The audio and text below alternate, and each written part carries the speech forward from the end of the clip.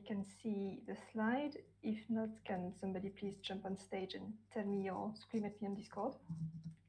But if everything is working, then I will get started. So hi everyone, thank you very much for being here. It's great to be back at the iGGi conference. I'm Charline Foch, and today I'm going to talk to you about player experiences of failure in video games. So first of all, I'm almost a third year PhD student at iGGi, hoping to pass the bar in a few days. I'm based at the University of York, and as you may conclude from the picture on the right, I was actually doing film exhibition before I joined the program and before I got into video games. I was setting up cinema spaces in abandoned boiler rooms, apparently. I transitioned into video games by working in an independent video game studio in Berlin. I was doing customer support for a studio that made a very competitive MMO game. So that was a very interesting first glance into what happens when players fail dramatically at very important stuff in video games. Which leads me onto my actual research project. So failure in games, why do we care and why should we care? Why should we care about researching this question of failure in video games? And why should we, as game designers, care about the way we implement failure in games? Not every single video game is going to have failure or fail states, but for those who do, why does it matter? And why should we consider different aspects the thoughts that we are putting into the design of failure in games? So looking at some background research and literature, failure has very largely been associated with the process of learning about a game, because failure is the way you learn about your own performance and how you get feedback on your performance in a game. Failure has also very largely been associated with the idea of challenge, and the balance between the threat of failure and your success rate is part of what makes games more engaging. And that goes even more so if you are able to feel responsible or that you have an agency in your success or your failure when you play a game. But the question that I wanted to ask was, what else is there? What other dimensions are there to failure when we play video games? And there has been some research into negative emotions in games, but there has been very little written about the emotions triggered specifically by failure. In the literature, there is kind of a tendency to tiptoe around the issue of failure as a mechanic in and of itself.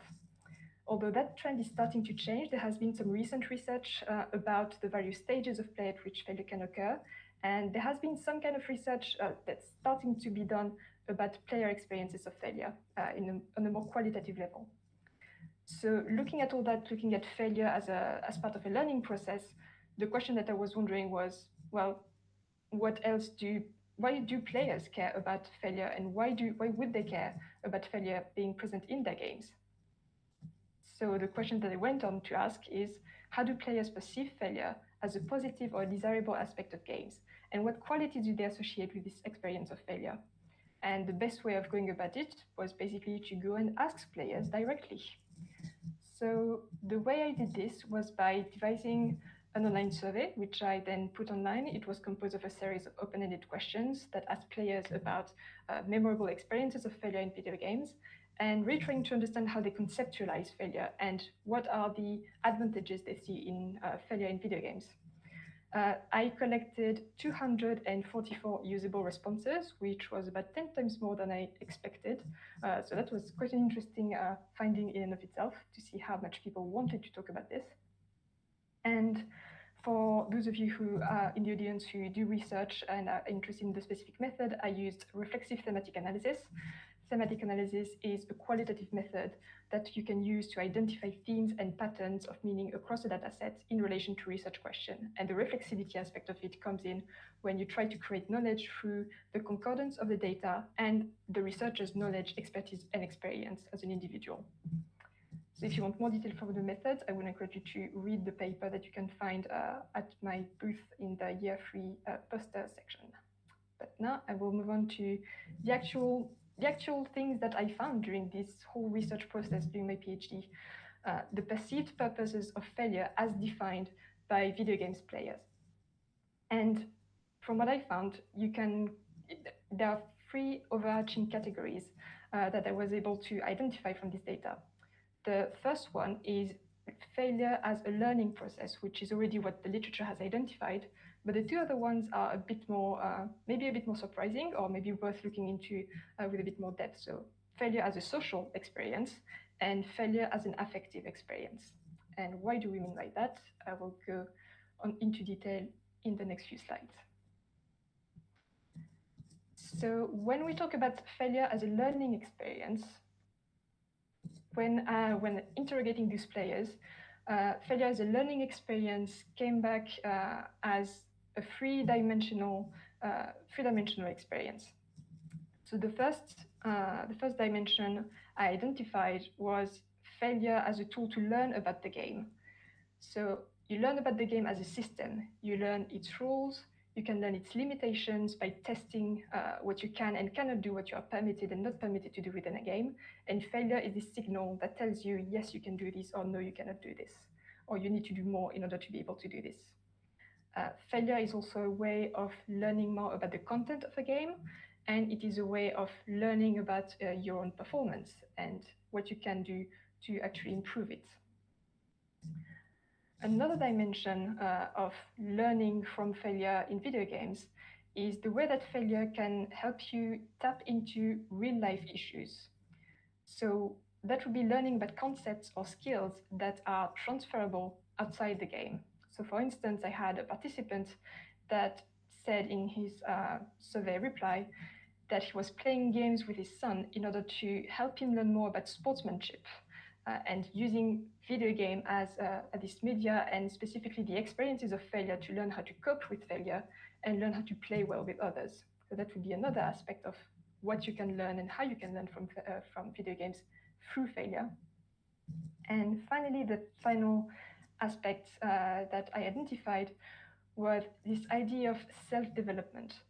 So players reported experiencing failure as a way of reflecting upon themselves, a way of promoting personal growth. And that happens by, when you experience failure, you go through a series of emotions, you go through an event that, if you pay attention to the way you're feeling or the way you are reacting, can help you identify more of your personal qualities and flaws that you would not necessarily have been able to identify in a different context. So failing in a video game enables you to have this space where you can actually go through this reflection process. So that would be it for failure as a learning experience. And actually, you can reflect on that on your own practice of playing video games. Everything that I'm saying there, try to think about a time where you failed in a video game and what did it bring you? What did you learn from this? What did you experience in that moment? The second main category of experiences that I identified from the dataset was failure as a social experience. And that would include a social experience within a game and also outside the game. So the first major theme that I identified in the dataset was the idea of bonding with other people through the experience of failure. And that includes all kinds of bonding experiences. Bonding with teammates when you're playing Dota 2 and you're facing a tough defeat, that experience reinforcing your bond with your teammates. That can also be with your family members if you're playing on the same console and trying to beat a game together. It can be with your partners. I've had several reports of people playing with a partner and helping each other out, but also taking off the stress, the presence of another person taking off the stress by having a laugh at the ridiculous failure that they just went through in Dark Souls or in GTA 5. And so really in these situations, failure becomes a very collective experience that can be very positive. It can be really fun if the game is designed in that way, or if the atmosphere in the room enables it. It's something that promotes solidarity. In the quote on the screen, you can see that this person reported being able to approach other players at a tournament and being able to ask for advice and ask for guidance.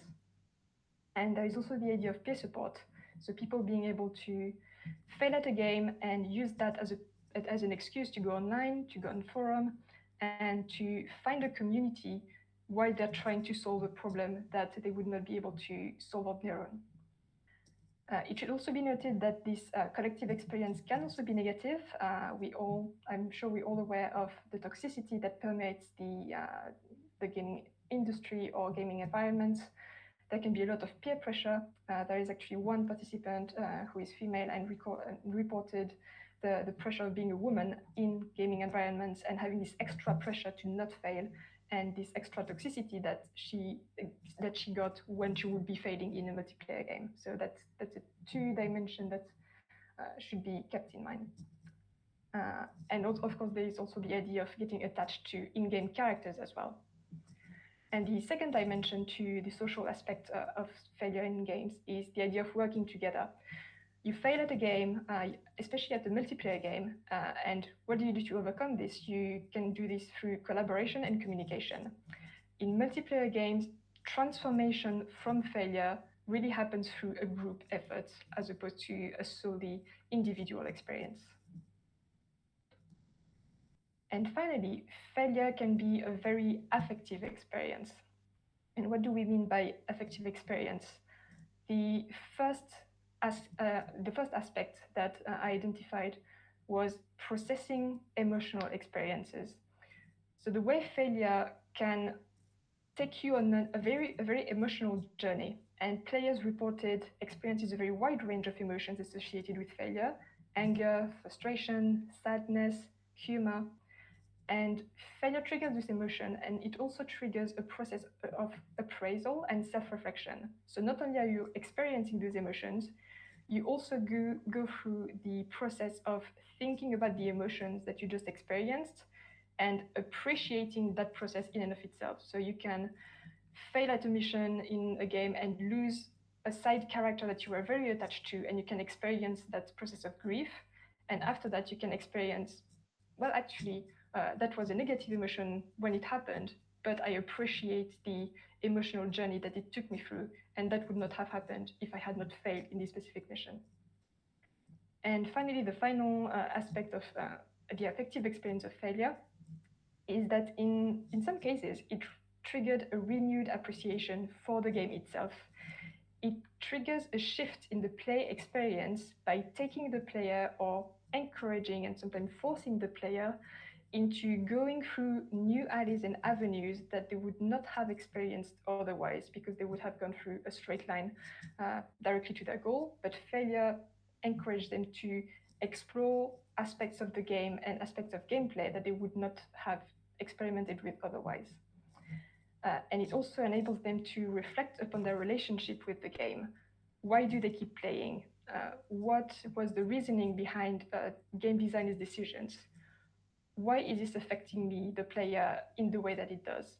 And that's something that happens through failure, because it marks a breakdown, or it marks an interruption in the game that allows for this moment of reflection between the player and the product that they're consuming and the game that they're playing.